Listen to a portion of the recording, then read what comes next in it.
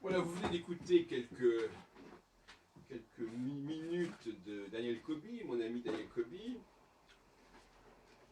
qui a sorti un ensemble collector de 10 CD. Et c'est une œuvre qui s'apparente, qui s'inscrit dans le domaine du jazz, du free jazz. Et j'écoutais ce matin d'ailleurs TSF Jazz, etc. Effectivement, le jazz, c'est un genre, quelle que soit la personnalité de ceux qui le représentent, on retrouve la même chose en fait. Plutôt la même chose.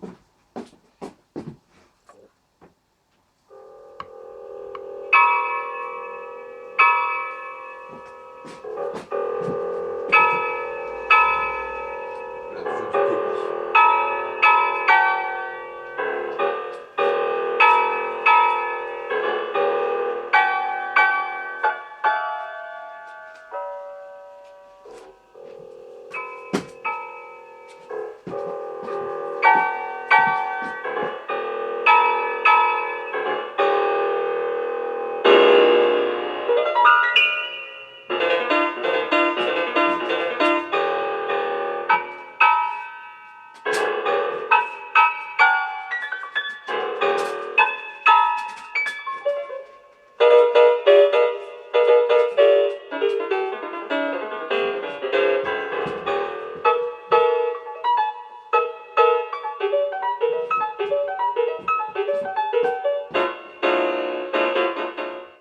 Alors, moi, c'est peut-être un peu prétentieux de ma part, mais je pense avoir créé un nouveau genre pour le XXIe siècle, que j'appellerais le WIS, que j'ai déjà appelé le WIS, W-I-2-S.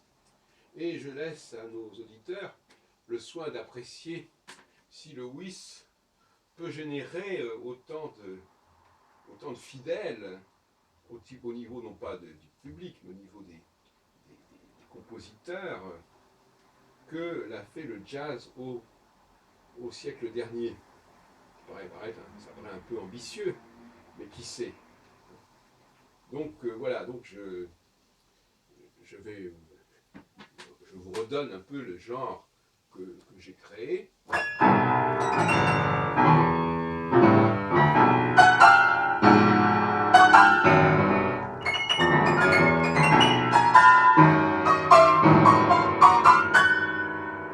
Alors, qu'est-ce qui caractérise ce genre? D'abord, une autre façon de jouer. L'improvisation, on ne rejoue jamais quelque chose qu'on a déjà joué. La façon de traiter le piano, de le traiter avec les...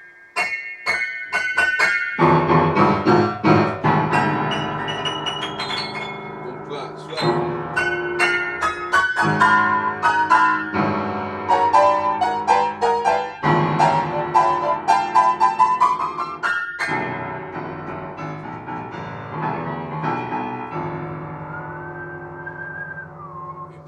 Effectivement, puisque le mot whist vient de whistle, le pianiste a le droit, même le devoir de siffler.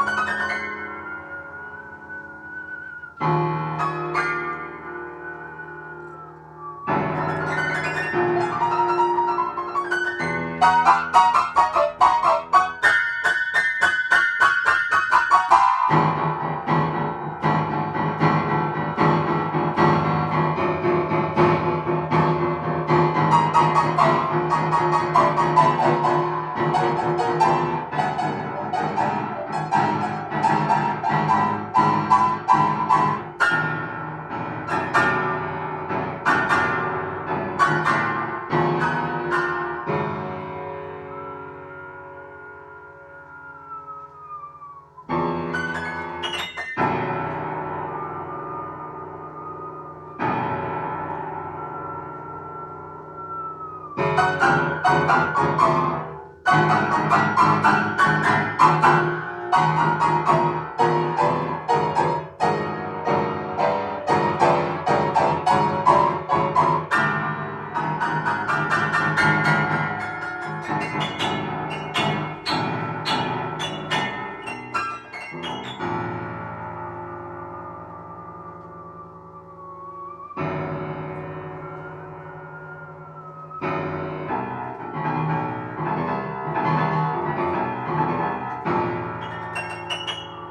général, on ne regarde pas le clavier. Je vais dans l'obscurité.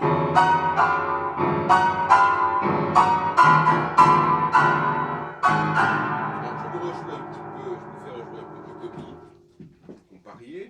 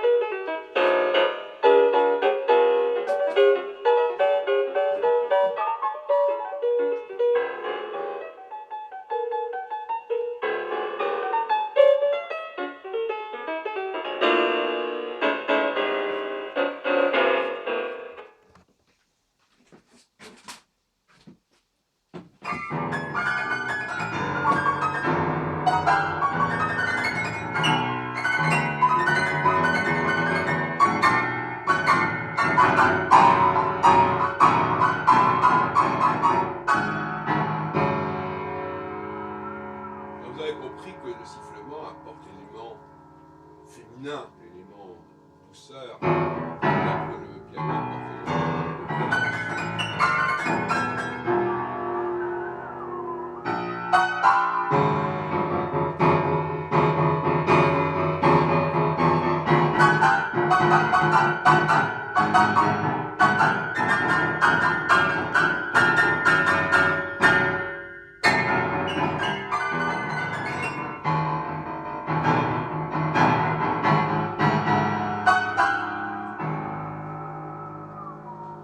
D'ailleurs, quelque part, cette musique, oui, ça s'apparente un petit peu au Sacre du printemps de Stravinsky.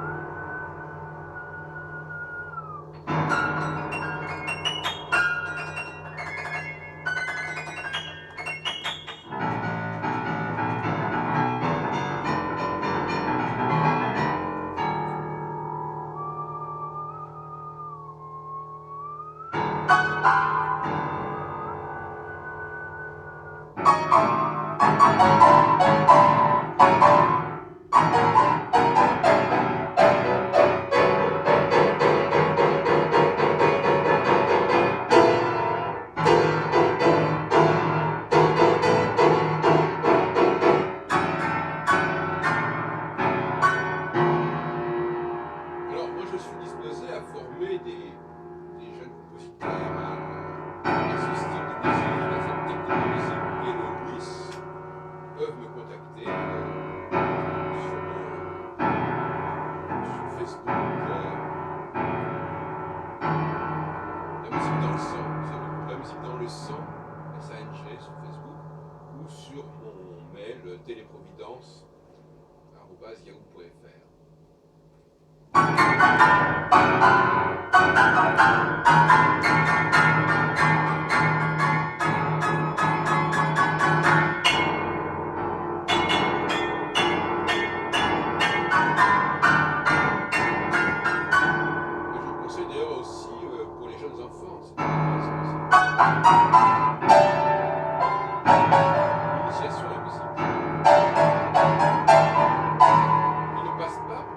l'apprentissage de la lecture du solfège. Parce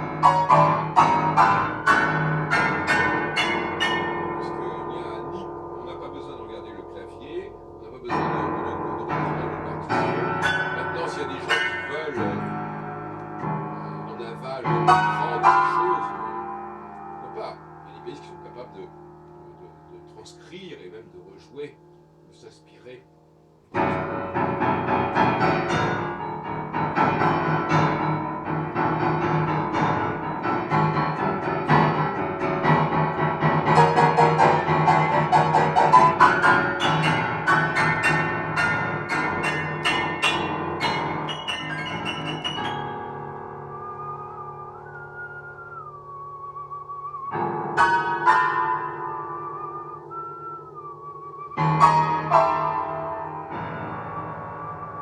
Je vais jouer un petit peu de Kobi.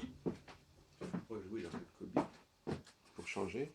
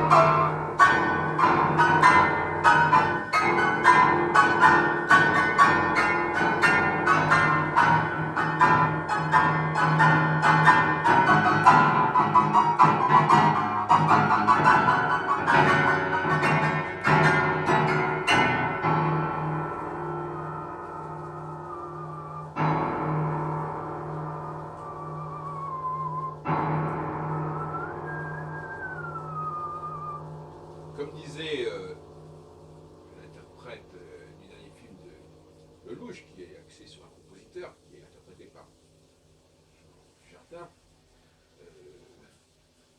aujourd'hui, les compositeurs, leur musique correspond au cinéma, bien évidemment. Donc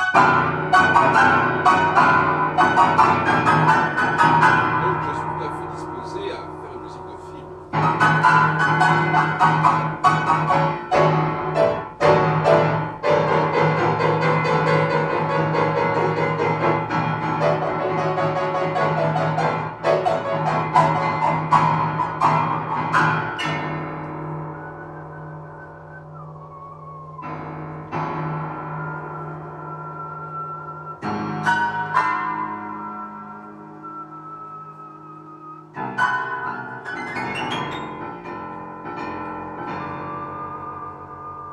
Le whist sera en quelque sorte le troisième homme à côté de la musique contemporaine et de la musique de jazz dans le XXIe siècle.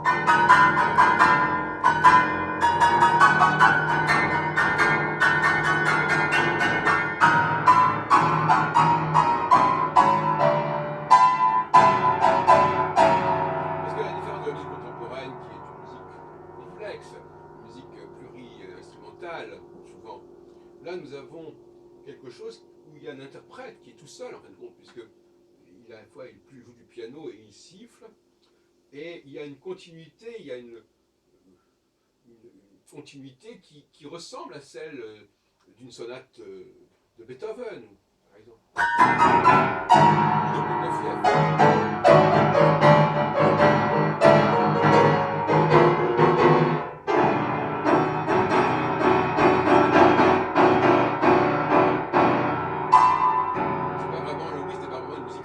Elle pourrait le devenir, mais elle n'est pas orchestrale au même sens que le jazz.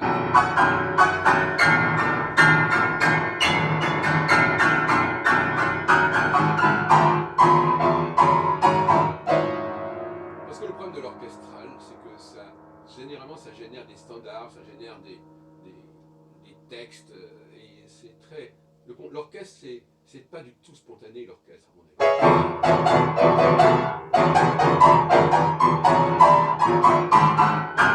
Parce que dans le meilleur des cas, il y a le chef, celui qui le leader, et puis les autres qui reprennent s'apprennent de toute façon. De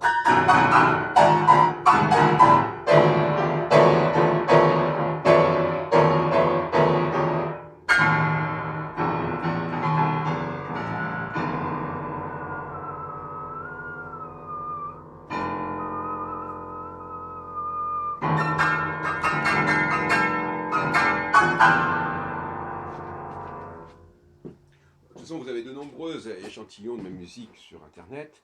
Je vous redonne un peu de Kobe.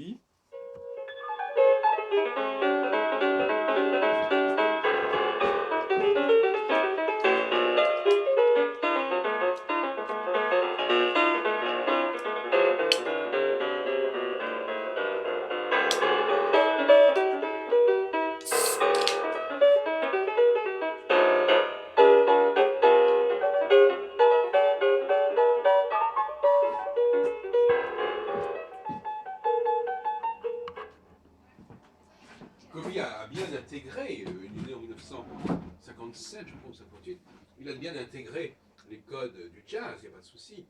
Et le free jazz qui flirte un peu avec la musique contemporaine, mais c'est un genre qui est complètement connu, et on a l'impression d'une sorte de déjà-vu quand même, qu'on le veuille ou non. Rien à voir avec le whist.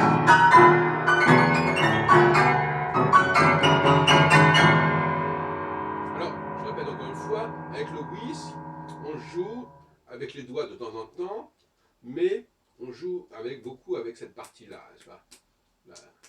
L'eau de la paume de la main.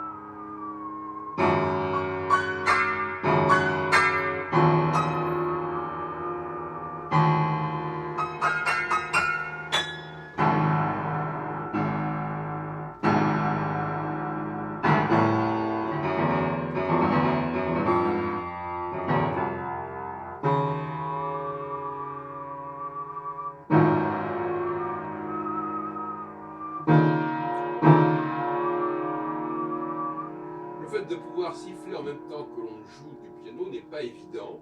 Ça demande tout un exercice, tout un entraînement, hein, je vous dis tout de suite. Il ne s'agit plus donc bien entendu de siffler un air connu. Ah, souvent on entend, ouais, je siffle. Non, il s'agit d'intégrer complètement le sifflement comme un instrument, comme un instrument organique. D'ailleurs, dans le film Le Louche, à un moment donné, il y a un sifflement et Dujardin dit c'est l'instrument du pauvre, le sifflement. Oui, alors on pourrait en discuter. En tout cas, si c'est l'instrument du pauvre parce qu'il n'a pas les moyens, soi-disant, d'utiliser des instruments, c'est pas l'instrument du pauvre, dans la mesure où toute personne qui utilise un instrument est quand même quelque part un handicapé.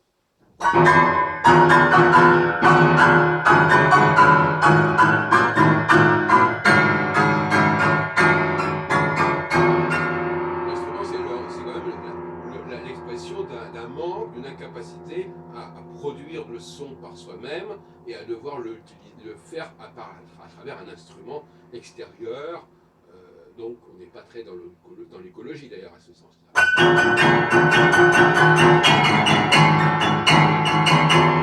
Le whist, c'est la rencontre entre l'instrument et l'organe.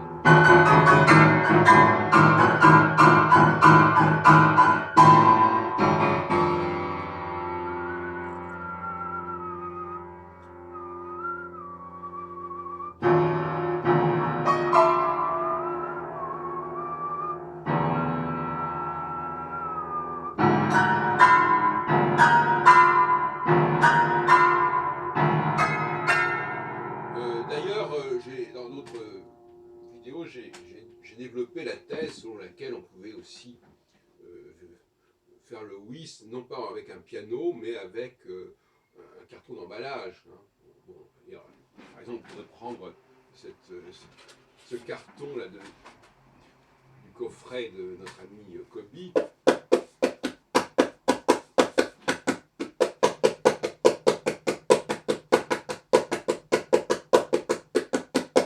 On est aussi dans le whist.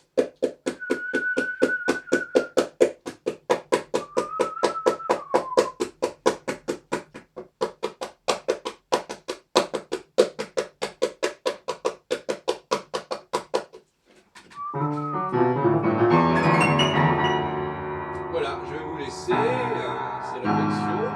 Et donc, bon, je me trompe peut-être, mais j'ai pas mal d'espoir dans l'avenir de ce genre que j'appelle le whist.